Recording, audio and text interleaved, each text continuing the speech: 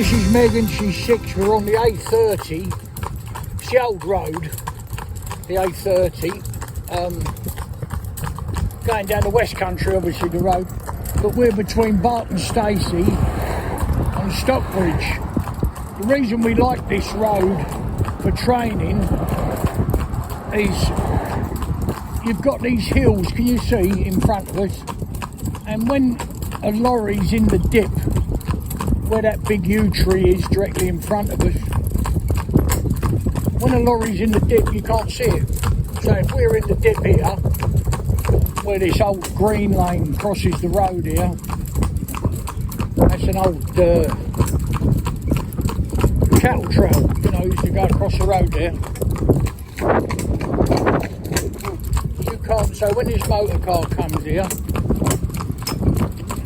these other hills, see, so you can't see the motor car, can you? And then it comes out the ground.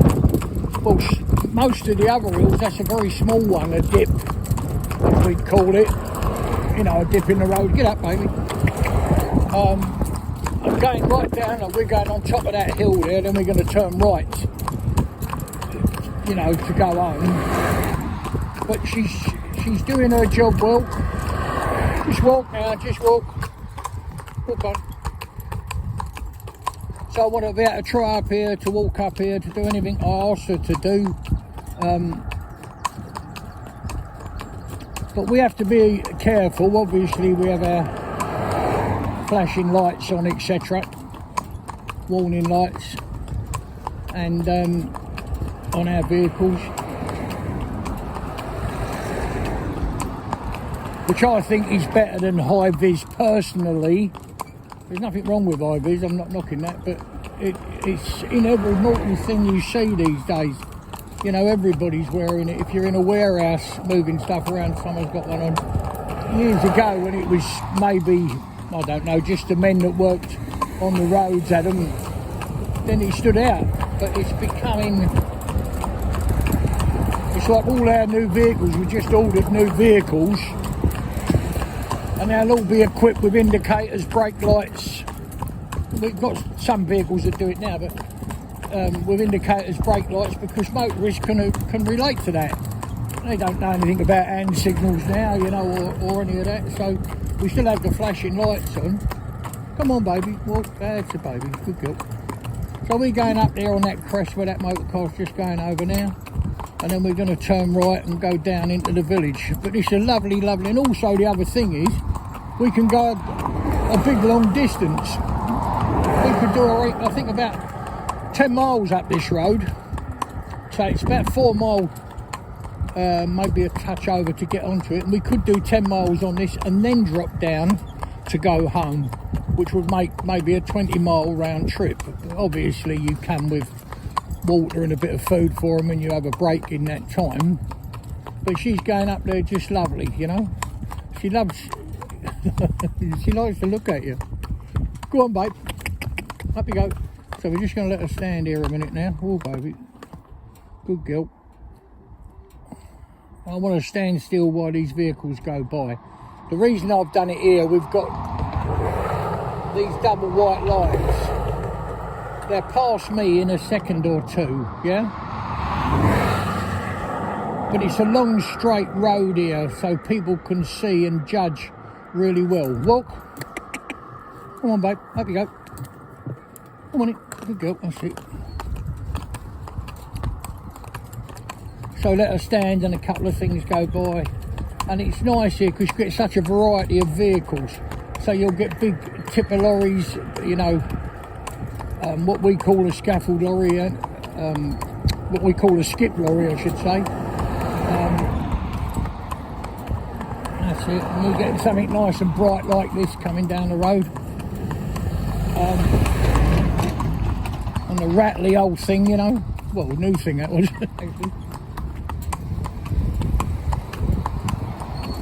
But people say, well, you shouldn't overtake where these white lines are, you know, double white lines. That's the thing. But I mean, obviously, if there was something broken down on the side of the road, you've got to go past. But it's a good thing because you've got such a long distance that people can see and judge. I don't you know, give them any instruction to come past or anything like that. Walk up, babe. I don't do that. Go on, baby. Come on. That's it, now stand. Stand still. So again, I'll stand. I just want her to stand now. And this traffic coming down, I don't want her to take any notice of it at all, obviously. No notice whatsoever. And sometimes when I'm stopped, people think, oh dear, you know, is he in trouble? Is he something happened or something like that? But it's just a case that the traffic flows and she must not take any notice at all. Must not be fazed by it in any way. If you look behind now, you see that, you know, it's climbing all the way, basically. Come on, babe, up you go. Just walk now, there's a good girl. Also, she would be happier to trot, but I want her to walk. Now you say, well, she's happy to trot, why don't you let her trot? Because when you're in charge of a horse on the public highway or anywhere, come to that, they cannot make a decision. You know, they cannot. Because there might be a reason sometime when I need her to walk. Yeah? Well, she must answer me and do what I asked her to do. Not what I forced her to do, what I asked her to do, yeah?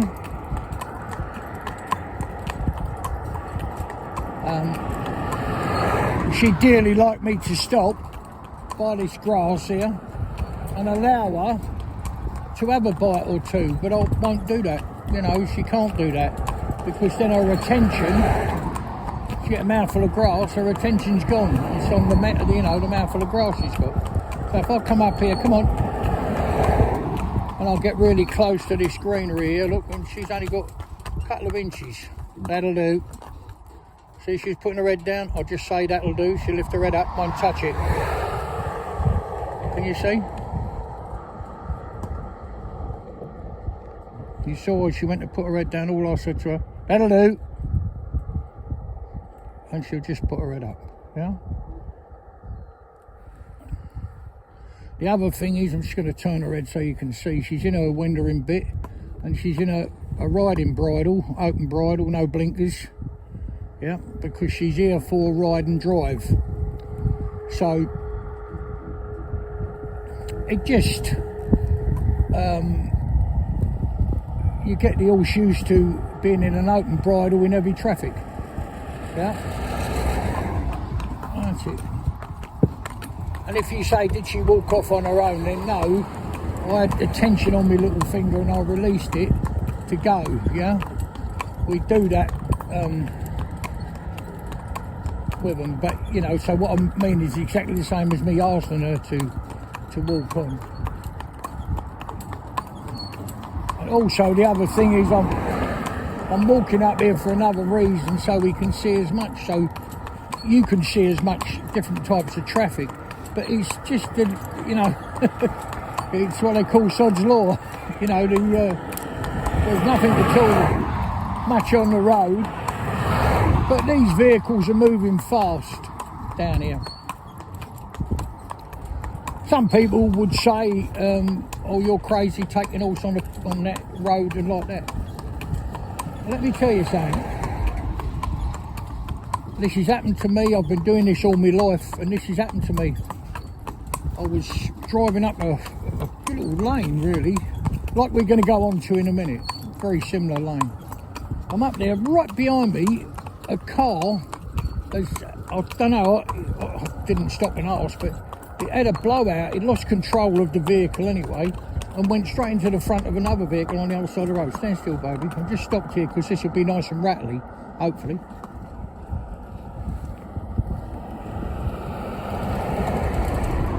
No, it wasn't rattly at all, really, was it? Come on, babe. Oh, we're just getting her to come up here. I want this motor car to come past. That's it. What? There's other few. A nice old lorry, look.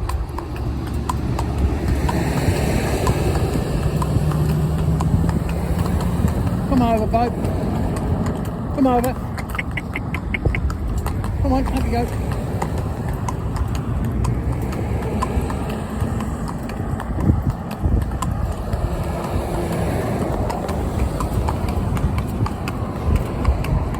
also, this is a nice bit of road for turning off. Because you've got this central reservation here for, you know, you can turn. So the nice thing is you get some stuff come up the inside of your horse, which is unusual. Not going to happen very often, is it? They're not going to come up the left-hand side.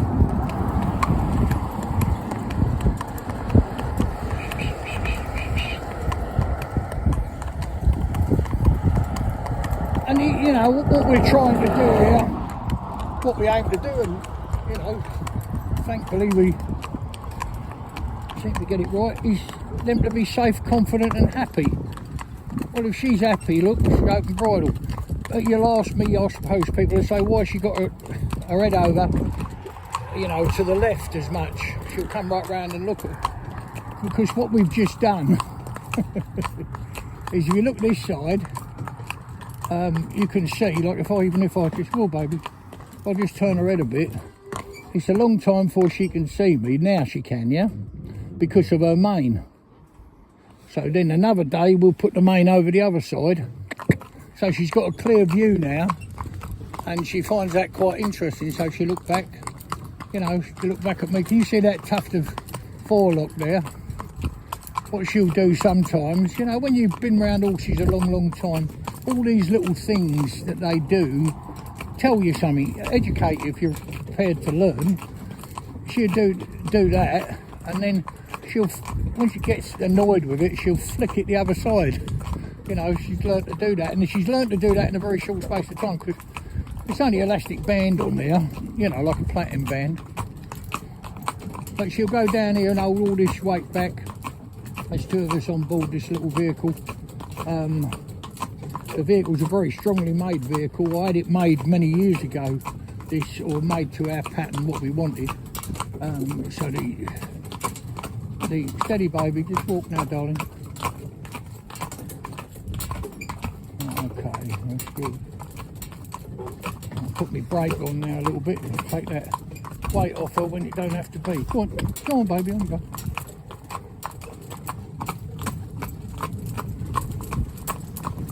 So what you want them is safe, confident and happy. They've got to have confidence in you, but the most important thing to teach them is confidence in themselves. So I'm not telling anybody how to do, you know, anything. I'm only saying what I do. People are interested all over the world asking me questions all the time, what I do, why I do it. Well, they've got to have confidence in you, haven't they? You know, to start with, I suppose. But then you've got to build their confidence. So if I was to have a groom that went to its head every time we got to a junction or there was any sort of problem, that's no good. It might be perfectly fine for you. I'm not saying don't do that. That's what you decide to do. But for me, training horse, I've got to get it enough confidence that this van coming up here now, right? I should bring the horse over to the van, right? Can you see me running towards the van? Yeah, and then right over like that. Not a murmur from the horse. If it was going a bit slower, I'll get it even closer. Not to say, look how clever I am. I'm just saying the horse has got the confidence in itself to go forward and deal with things. Yeah? And that's the important thing. There's no point in them having, you know, loads of confidence in me. So see how much she turns her head now to look, because she's got mane outside. Makes me laugh, baby.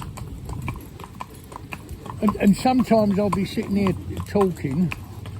I suppose really I've done this so long that any tiny little movement they make tells me something about the horse, yeah? Tells me something about it. So, but you've got to be, I suppose, I'm really interested and always open to learn. And I've learnt things off of people that you would think, and I don't mean this in the night, you would think, oh, I don't know how to say this really, but you would think maybe they wouldn't be the brightest pebble on the beach, you know what I mean? And then all of a sudden they'll say something that they do and you think to yourself, God, that is remarkable. That is so clever. You know, how ever did you think that up? And I've, you know, one or two of them things 3 or 4 maybe, you know, I've adopted myself and adapted a little bit maybe, but you know, the general idea, I thought that's just clever. That's just really clever. So, you know, why not do that? Why not? You know, you've got to be open. You can't think, you know, people think, you know, we've got like, I don't know, 23.5 million hits, 50,000 subscribers. And people think, but I'm learning. I'm still learning all the time. I certainly don't know the answers to every question there is. Please believe me, I don't.